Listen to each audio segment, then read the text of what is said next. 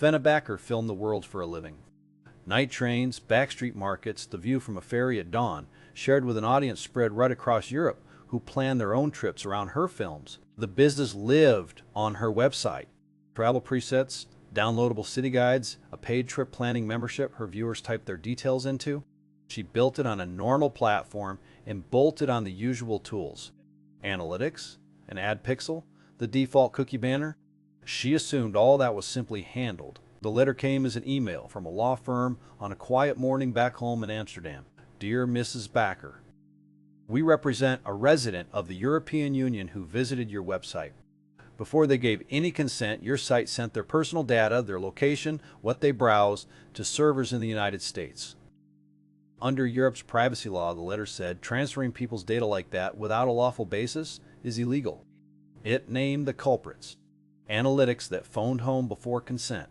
A pixel that shared activity with a third party. A cookie banner that set trackers before anyone ever touched it. The fines, it warned, can reach 20 million euros, or 4% of a company's worldwide revenue. Resolve it within 30 days, or a formal complaint goes to the authorities. Fenna had seen those fines in the headlines, the ones in the hundreds of millions. She had never once thought it had anything to do with her guides and her little membership, but the law did not care how small she was. It cared what her website actually did, so she ran a scan of her own site and watched. Before the cookie banner even appeared on the screen, her website had already sent a visitor's data, their location, their browsing, across the ocean to companies she had never chosen. That was the part that truly unsettled her.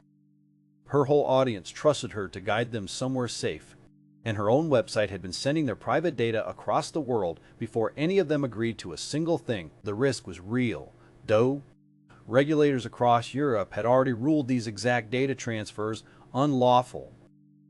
It did not have to be her site that got made an example of, but the exposure was real and it had been running quietly every single day. But the fix started with simply seeing. She could watch exactly what her site sent and when before any consent. She did not have to guess.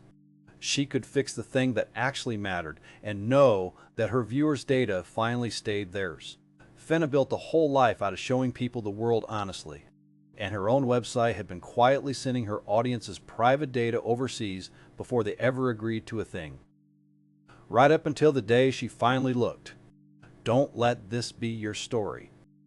Forensic Consent. See what your site sends before consent for free at ForensicConsent.com. Check the description for more information.